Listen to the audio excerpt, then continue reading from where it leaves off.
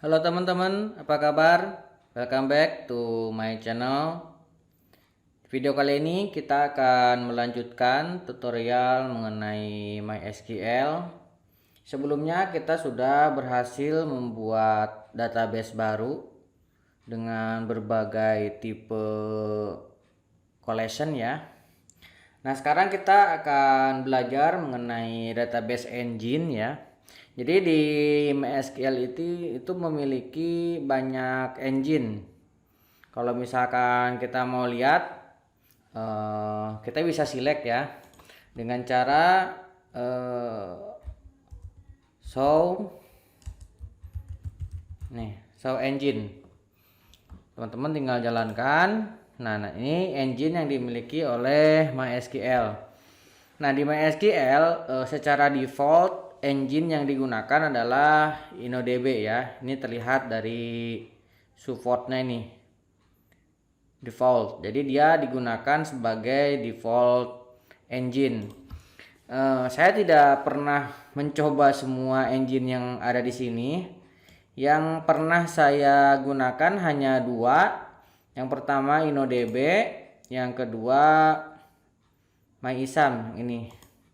Jadi untuk yang lain saya belum pernah mencobanya, tapi secara penggunaan teman-teman bisa baca di dokumentasi MySQL secara langsung. Nah, untuk InnoDB ini biasanya saya gunakan untuk database transaksional. Jadi kalau misalkan saya bikin sebuah sistem informasi, sebuah aplikasi yang di dalamnya membutuhkan transaksi, ada relasi table, ada proses perhitungan di sananya, perlu foreign key, kemudian perlu adanya indeks dan lain sebagainya yang lebih kompleks dan membutuhkan data yang sangat terintegrasi. Nah, saya biasanya menggunakan yang InnoDB ini. Nah, kelebihannya InnoDB itu tadi dia lebih mengedepankan transaction. Nah, ini nih. Ini kan ada komennya nih, teman-teman bisa lihat support transaction, row level block, foreign key dan lain sebagainya. Kemudian yang pernah saya pakai juga ada MyISAM. MyISAM ini lebih ke mengedepankan ke size database dan kecepatan. Nah, tapi untuk transaksional di sini kurang disarankan ya. Kalau misalkan teman-teman memang tidak disarankan dari MySQL-nya juga ketika teman-teman membuat sistem yang menggunakan transaksional.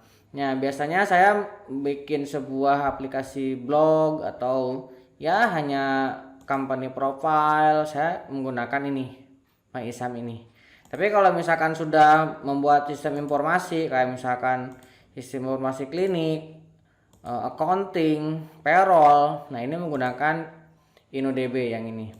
Nah, secara default kalau misalkan teman-teman lihat, ini contoh tabel barang ini ya. Kalau kita lihat ini ada engine. Nah, secara default kalau teman-teman bikin sebuah table, nah kemudian teman-teman tidak mendefinisikan engine-nya, maka dia akan mengambil default engine.